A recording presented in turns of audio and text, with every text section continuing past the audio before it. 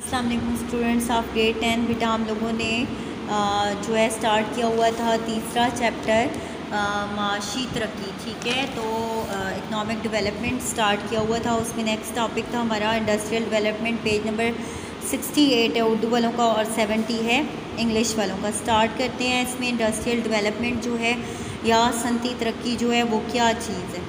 ठीक है, तो इंडस्ट्रियल डेवलपमेंट को अगर हम देखें तो वो कहता है कि सनत जो है या इंडस्ट्री जो है हाथ या मशीनों यानी जो आपका मैनुअल वर्क है या आपकी मशीनें जो हैं उसकी मदद से ऐसी चीज़ों का बनाना जो जिसका कुछ मुसर्रफ हो यानी इस्तेमाल हो और वो इंसानी ज़िंदगी में सहूलतें पैदा करे और वे सनत कहलाती है। ठीक है, ये अपने पास आप ऐड भी कर सकते हैं। ठीक है, तो स्टार्ट करते हैं। अपने पास इंडस्ट्रियल डेवलपमेंट है। Eight the time of its independence यानी पाकिस्तान जो ही आज़ाद हुए and Pakistan industrial base was very weak. उससे पाकिस्तान की जो सनती बेस थी, बुनियाद थी, वो बहुत ही ज़्यादा कमज़ोर थी। At the time of partition there were some 921 industries in British India of which. अब वो कहता है कि जब अंग्रेज़ यहाँ पर काबिज़ थे तो उस वक्त यहाँ पर तकरीबन जो है वो 921 जो है यहाँ पर करहाने जो है उस वक्त मौजूद थे। Which only 34 came under the jurisdiction of Pakistan, और जिसमें से सिर्फ 34 जो है वो पाकिस्तान को मिले हैं। ठीक है, ये उर्दू वाले लोग भी जो है एज़ इट इज़ निशान लगाएंगे। ठीक है, मुझे ये बताना ना पड़े दोबारा। फिर उसके बाद नेक्स्ट है a strong industrial base is essential for a countries agriculture. अब वो कहता है कि एग्रीकल्चर डेवलपमेंट एक ज़रूरी तरक्की के लिए भी जो हमारी बेसिक इंडस्ट्रियल जो बेस है वो उसका होना बहुत लाजमी है। वो क्यों लाजमी है? अगर फ़र्ज़ करें कि आपने जो भी पैदावार तैयार कर ली, अगर आपने गंदम तैयार किया है तो उसको भी आगे मिलों में लेकर जाना, उसको यूज़ करना, उसको स्टोर्स में सेव करने के बाद फिर उसको जो है आगे जो है आटे की सूरत में जो है वो चेंज करके लोगों तक पहुंचाना जो है तभी वो फ़ायदा मंद होगी कि जब वो टाइम टू टाइम जो है वो इस्तेमाल हो रही होगी। अगर जो है वो पड़ी रहेगी तो वो ख़राब हो जाएगी, तो इसलिए नुकसान होगा। उसी तरह गन्ना है, तो गन्ना अगर पैदा हो रहा है तो उसके लिए आगे चीनी के कारखाने जब होंगे, इंडस्ट्रीज़ होंगी, तो वहाँ पे उसको यूटिलाइज़ किया जाएगा, उससे आगे चीज़ें तैयार की जाएंगी और उसको तब फ़रोख्त किया जाए। इस तरह से एक महफूज तरीके से एक चीज़ ख़त्म भी होती जाएगी और आगे उससे सामान भी तैयार होता जाएगा। वरना वो जहाँ पर पैदा हो रही है वहीं पर जो है वो ज़्यादा अगर पैदावार हुई है तो वो ख़राब हो जाएगी। इसलिए वो कहता है कि हर तरह से हमें जो है दोनों तरह से ये आपस में रिलेटेड हैं। नेक्स्ट है कि balance of payment in its international trade, और उसके अलावा जो आपकी बैन अल-अक़वामी तिजारत है उसमें तवाज़ुन होना भी बहुत ज़रूरी है। And reduction in its rate of unemployment, और उसके अलावा जो आपकी बेरोज़गारी है उसमें रिडक्शन होना यानी आपकी जो बेरोज़गारी है उसमें कमी आनी चाहिए। तो इसलिए वो कहता है कि जब से पाकिस्तान जो है उसके जो मसाइल हैं उसके बनने के बाद वो ज़्यादा रहे हैं और रोज़गार के मौक़े पैदा करने के लिए सनती तरक्की इंतहाई ज़रूरी है। अगर जो है आपके लोग जो है वो रोज़गार उन्हें इंडस्ट्रीज़ नहीं होंगी, उन्हें रोज़गार मुहैया नहीं होगा तो उनकी माशी जो है वो हैसियत कभी भी वो आगे जो है इम्प्रूव नहीं हो सकती। फिर आगे नेक्स्ट आ जाता है हमारे पास लैक ऑफ पॉलिटिकल स्टेबिलिटी। हमारे पास लैक ऑफ पॉलिटिकल स्टेबिलिटी क्या है कि हमारे मुल्क में सियासी इस्तेकाम नहीं है, यानी कि हमारी गवर्नमेंट्स जो है वो अपनी मुद्दत पूरी करने से पहले ही ख़त्म हो जाती हैं और बार बार इलेक्शन होने की वजह से बार बार कभी मार्शल लॉ जो है वो ज़्यादातर रहा है, तो इसलिए कभी आर्मी की गवर्नमेंट कभी सिविल गवर्नमेंट और बार बार वो गवर्नमेंट ख़त्म होती हैं, तो मुल्क में जितने भी मनसूबे होते हैं उनमें इस्तेकाम नहीं होता, उनमें स्टेबिलिटी नहीं होती। यानी आए दिन जो है वो पहले वाली चीज़ वहीं पर होती है और दूसरी चीज़ आ जाती है, तो इस तरह से उसमें कंटिन्यूटी नहीं रहती और प्रोग्रेस नहीं आती। फिर आगे नेक्स्ट है हमारे पास which has characterized the country ever since its independence। अब वो कहते हैं कि ये सब जो भी चीज़ें हैं ये पाकिस्तान की आज़ादी से लेकर अब तक हैं and has affected the flow of foreign investment in the country, और उसके अलावा इस चीज़ ने अफेक्ट किया है जो फॉरेन इन्वेस्टमेंट है, जो बाहर से आने वाला ज़रिए मुबादला है, यानी जो पैसा हम बाहर से कमा रहे हैं सामान फ़रोख्त करके वो मुल्क में जो आ रहा है तो वो मुतासर हो रहा है एंड दस इट्स इंडस्ट्रियल डेवलपमेंट, और इस तरह से जो इसकी सनती तरक्की है वो भी मुतासर हो रही है। The nationalisation of many large industrial units in 1972 और 1972 में जो जुल्फ़िकार अली भुट्टो ने किया कि बहुत ज़्यादा जो बड़ी सनतें थी उनको नेशनलाइज कर दिया, यानी उनको कौमे आया गया and followed by that of the commercial banks in the private sector in 1974, और उसके अलावा जो कमर्शियल बैंक्स हैं उनको जो है वो उनका जो क़याम हुआ प्राइवेट सेक्टर में 1974 में जाकर। 1974 में जो है जो ये प्राइवेटाइजेशन हुई and created an unfavourable political environment for the private investment, और जिसकी वजह से जो आपके बाहर से आने वाले जो इन्वेस्टमेंट करने वाले लोग हैं या सनतकार हैं, जो निजी कमर्शियल बैंकों को कौमी तहवील में ले लिया गया था, यानी उन्हें कौमियाया गया था, तो उसकी वजह से सनतकार और बैंकरों की हौसला शिकनी हुई है, तो यानी उनकी हौसला अफजाई नहीं हुई, जिसकी वजह से जो इंडस्ट्रियल और बैंकिंग सेक्टर में जो है हमें इतना ज़्यादा प्रॉफिट नहीं हुआ। लेटर ऑन बाद में the process of nationalisation was halted. अब वो कहता है कि बाद में सनती तरक्की के लिए जो है हुकूमत ने वक्तन फ़वक्तन के ही इक़दाम किए, और उसमें जो कौमियाने का जो सिलसिला था उसको हाल्ट किया, यानी उसमें थोड़ी बहुत रुकावट जो है वो जो आई, and still later reserve by the adopted the policy of privatisation, और दोबारा से इसके लिए प्राइवेटाइजेशन या प्राइवेट करने की पॉलिसी जो है वो अपनाई गई। फिर आगे नेक्स्ट है कि in 80s nationalise industries were given to private sector, यानी जो है वो कहता है कि दोबारा से बहुत सारी कंपनियां, जहाँ बहुत सारे जो है बैंक भी ऐसे थे कि जिनको दोबारा से जो है प्राइवेटाइजेशन की तरफ जो है वो ले जाया गया, और इसी तरह से जब बहुत सारी इंडस्ट्रीज़ हमारी जो है वो प्राइवेट से नेशनलाइजेशन और नेशनलाइजेशन से प्राइवेटाइजेशन की तरफ गई, तो उसकी वजह से बहुत ज़्यादा जो है हमें लॉस जो है वो उठाना पड़ा है। The state to be sure has taken steps throughout its history for the promotion of industrial development in the country. अब वो कहता है कि तारीख़ इस बात की गवाह है कि हमने वक्तन फ़वक्तन इन चीज़ों को जो है इम्प्रूव करने की कोशिश किया और इंडस्ट्रीज़ को बेहतर करने की कोशिश की, ताकि हमारा मुल्क जो है उसमें तरक्की की जो राह है उसमें जो है किस किस्म की रुकावटें जो है पेश ना आए। फॉर एग्ज़ाम्पल इन 1952, इसको अंडरलाइन करना है आप लोगों ने, 1952 में पाकिस्तान ने established industrial development corporation, Pakistan ने जो सनती तहकीकाती कौंसल कायम की है, जो है सनती तरक्याती जो है कॉरपोरेशन जो है इंडस्ट्रियल कॉरपोरेशन जो है कायम की गई, और उसके अलावा उसमें इंडस्ट्रियल एरियाज़ और स्मॉल इंडस्ट्रीज़ कॉरपोरेशन जो है उसको भी शामिल किया गया। तो इसलिए वो कहता है कि वो 1961 में जाके जो है आगे जो कॉरपोरेशन इंडस्ट्रियल रिसर्च सेंटर्स हैं और Pakistan council of scientific and industrial research का क़याम हुआ है, और 1961 में इसको अंडरलाइन करें, उसमें इंडस्ट्रियल डेवलपमेंट बैंक जो है उसको कायम किया गया है।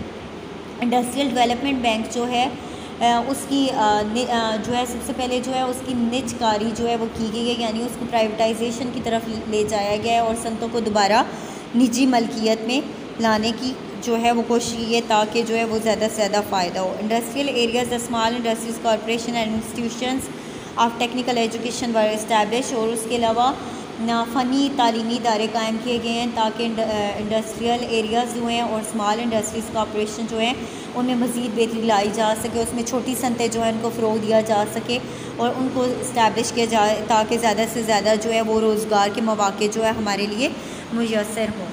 फिर उसके बाद है Pakistan is today an important manufacturer of textile. Pakistan सबसे बड़ा जो है मैन्युफैक्चरर है, यानी सबसे ज़्यादा जो है पैदावार जो हमारी है उसमें टेक्सटाइल की सनत में है, वूलन क्लॉथ है, वेजिटेबल ऑयल, मैच बॉक्सेस यानी जो माचिस वगैरह बनाना, लेदर गुड्स हैं उसमें चमड़े का सामान है, rubber, cement, cigarette and sugar और चीनी वगैरह है।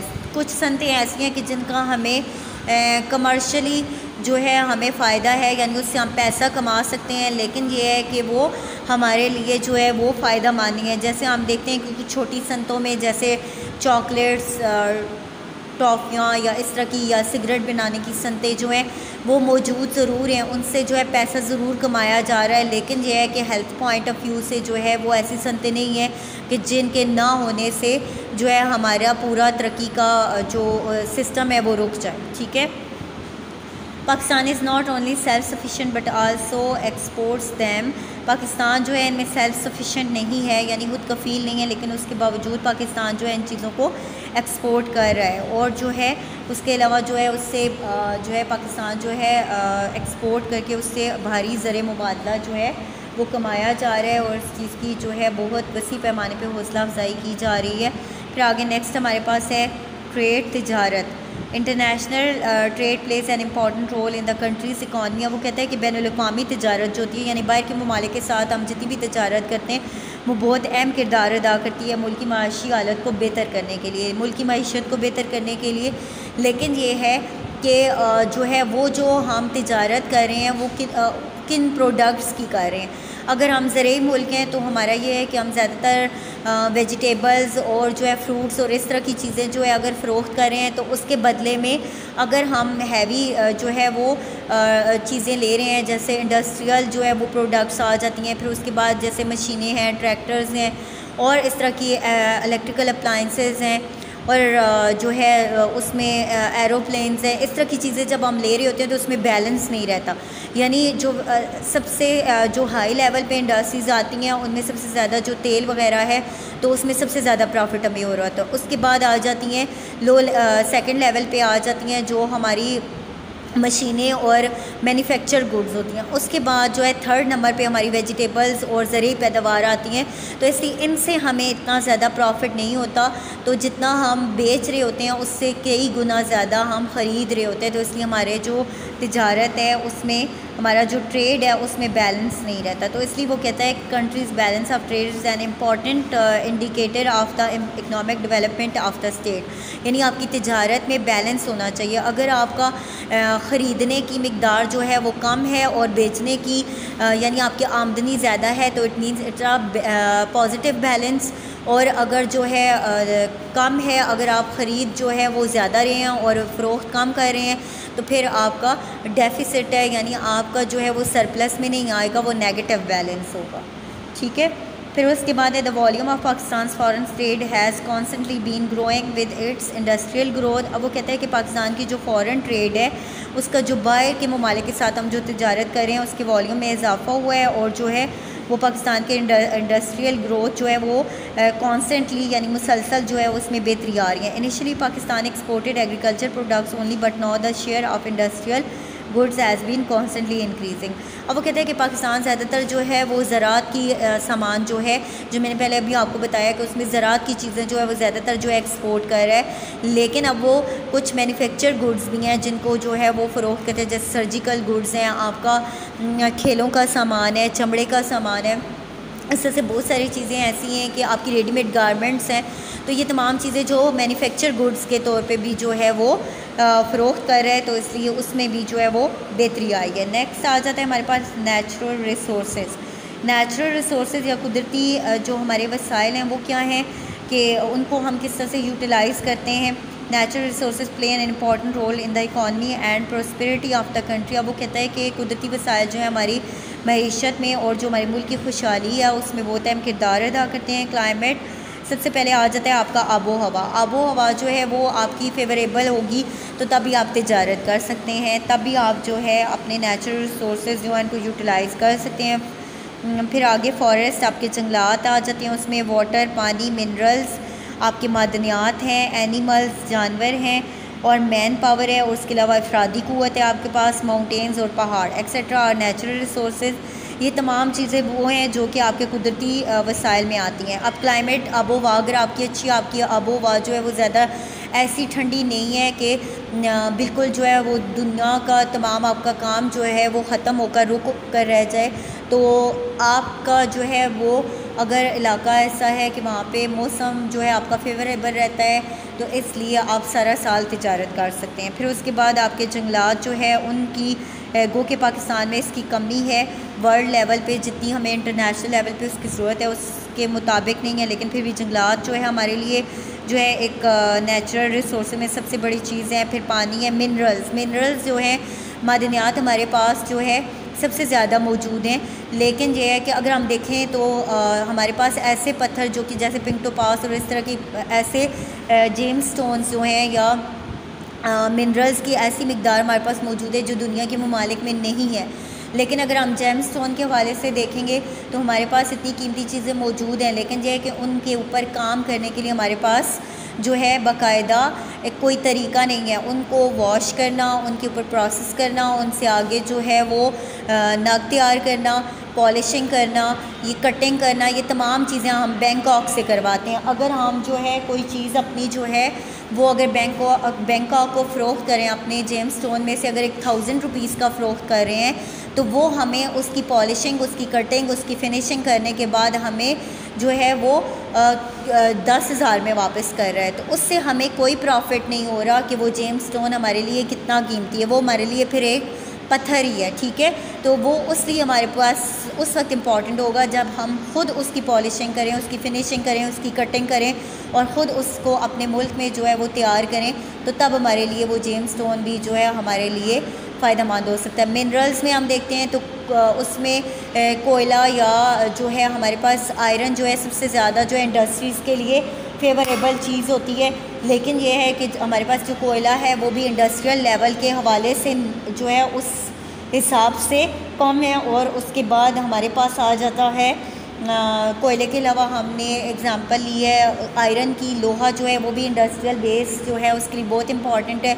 तो लेकिन हमारे पास जो है लोहा अच्छी क्वालिटी का नहीं है, जिसकी वजह से हमें बहुत सारी मशीनें जो है यौन के पुर्जे जो हैं वो बाहर से मंगवाने पड़ते हैं। फिर उसके बाद आ जाते हैं हमारे पास द कंट्री हैज़। अब पानी का उसने जिक्र किया, पानी हमारे पास सबसे बड़ी फोर्स है, सबसे बड़ी जो है हमारे पास एक बहुत बड़ा रिसोर्स हमारे पास मौजूद है, लेकिन उसमें भी हमारे पास मसाइल का शिकार हैं हम कि हमारे पास डैम जो है जब मौजूद नहीं है तो हम उस पानी को ज़ख़ीरा नहीं कर पाते, जिसकी वजह से हम आगे बिजली या तवानाई जो है इलेक्ट्रिसिटी के प्रॉब्लम्स जो है उसको हम फेस करते हैं। फिर आगे नेक्स्ट देखेंगे द कंट्री हैज़ वार reserve but unfortunately Pakistan natural resource have been extremely under utilised. ठीक है, वो कहता है कि पाकिस्तान के पास वसाइल बहुत ज़्यादा हैं, लेकिन उनको सही तौर पर इस्तेमाल में नहीं लाया जा सकता। इस्तेमाल में इसीलिए नहीं लाया जा सकता कि हमारे पास उन चीज़ों के ऊपर प्रोसेस करने के लिए इंडस्ट्रीज़ मौजूद नहीं है, मशीनें मौजूद नहीं हैं, हमारे पास वो वसाइल नहीं है जिससे हम उनको अपने मुल्क में तैयार कर सकें, अपने मुल्क में यूटिलाइज़ कर सकें। तो इसलिए जब हम उन्हें बाहर के ममालिक में प्रोसेस करने के लिए, मैन्युफैक्चरिंग के लिए भेज देते हैं, तो वो चीज़ें हमें कई गुना महंगी होकर वापस मिलती हैं।